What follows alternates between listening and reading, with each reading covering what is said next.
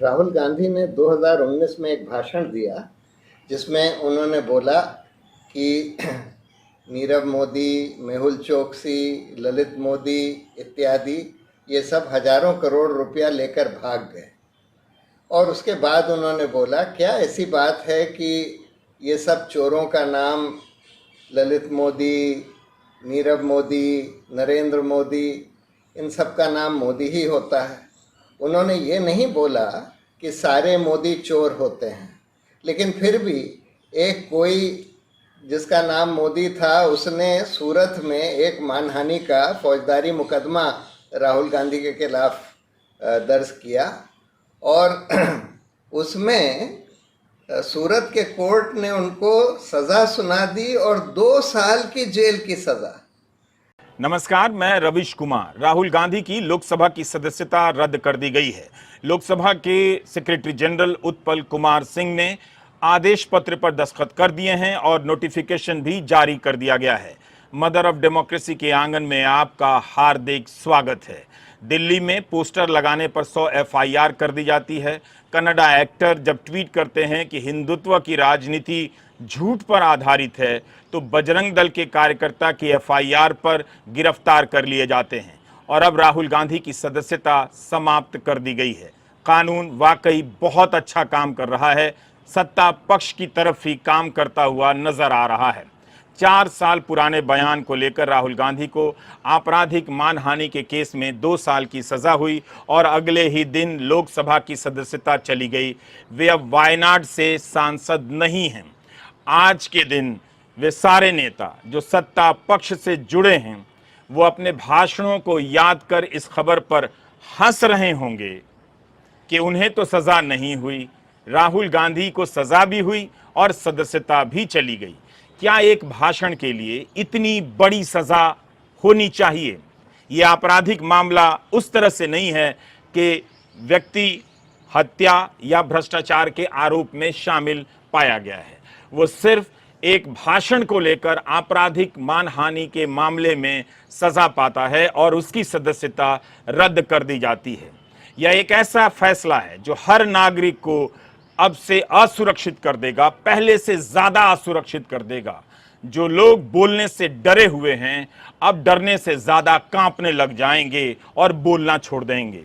पता नहीं कब किस बात पर किसे जेल हो जाए और किसकी संपत्ति जब्त कर ली जाए, ये अब किसी को पता नहीं है। तो जिस नेता को पप्पू कहा जाता है, जिनके भाषणों का बीजेपी हर दिन मजाक उड़ाती है, कहती है कि मोदी के सामने राहुल कुछ भी नहीं, उस राहुल से निपटने का यह राजनीतिक तरीका देश का वर्तमान देख रहा है।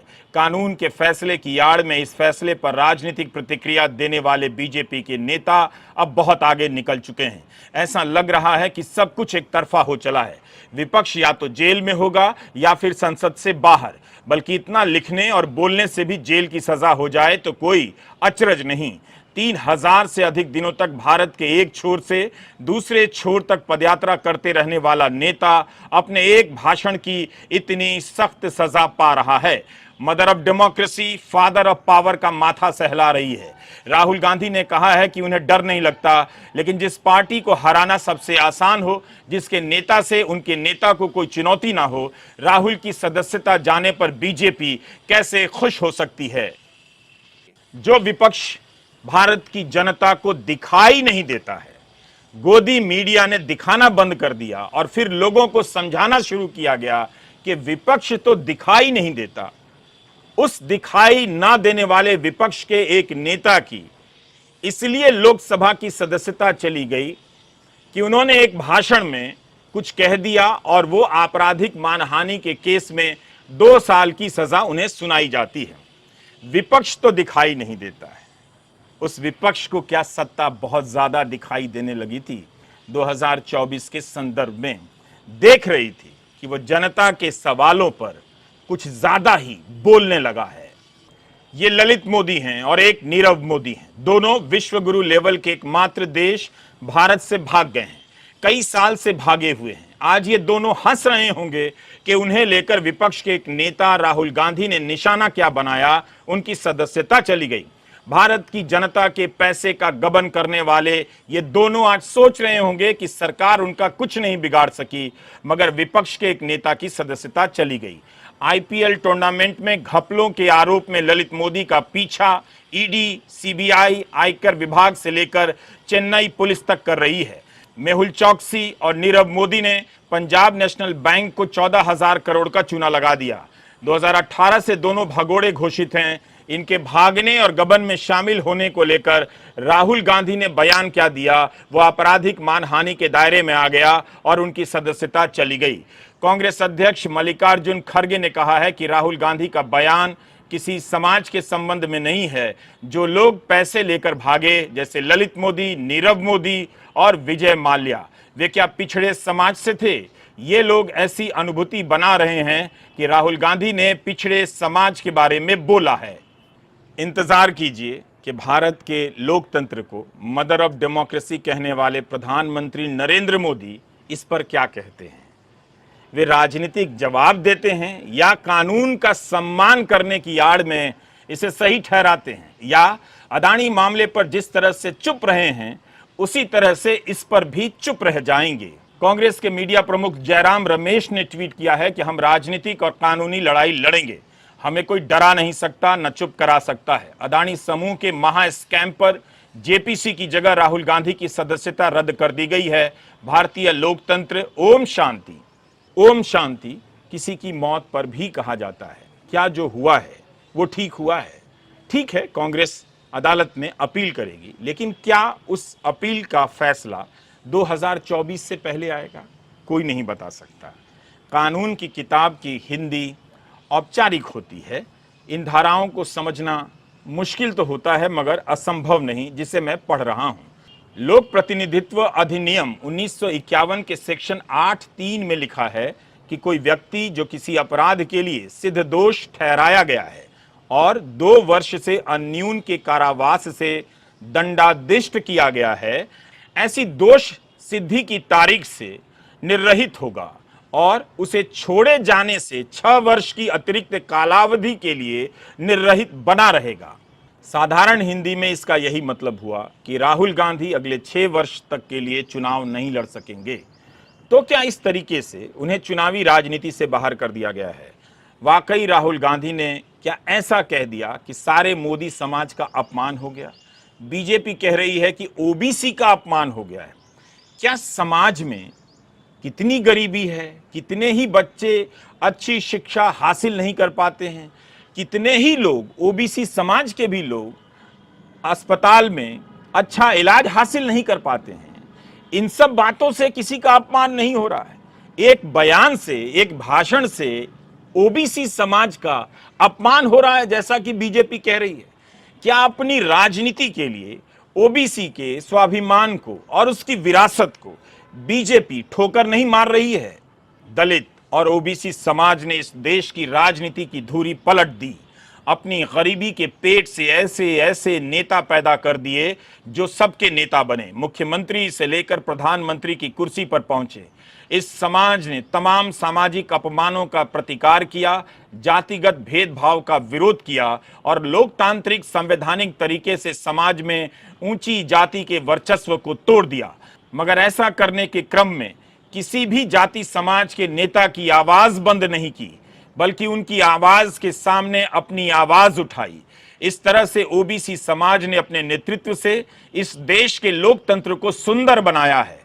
आज बीजेपी उस समाज के अपमान के नाम पर राहुल गांधी को मिली सजा को सही ठहरा रही है। क्या ऐसा बताकर बीजेपी भारत के लोकतंत्र को गर्व करने लायक बनाने में ओबीसी समाज के योगदान को कम नहीं कर रही? दिल्ली हाई कोर्ट ने केंद्रीय मंत्री अनुराग ठाकुर और बीजेपी के सांसद परवेश वर्मा के मामले में कहा था कि अगर चुनावी राजनीति में दिए गए भाषणों पर, बयानों पर एफआईआर होने लगे तो न जाने कितने नेता जेल में होंगे। दिल्ली हाई कोर्ट के जस्टिस चंद्रधारी सिंह ने कहा कि अगर कोई बात मुस्कुरा के कही जाए तो कोई अपराध नहीं कहता, लेकिन अगर कोई बात आक्रामक तरीके से कही जाए तो आपराधिक मामला बन भी सकता है। चुनावों के समय नेता नेताओं के बारे में बहुत कुछ कहते हैं, वह भी गलत है, लेकिन हम उनके इस एक्ट में यानी कार्रवाई में आपराधिक तत्वों को देखना चाहते हैं। अदालत ने कहा कि अगर ऐसा होने लग जाए तो चुनावों के दौरान सभी नेताओं के खिलाफ हजारों एफआईआर दर्ज हो जाएगी।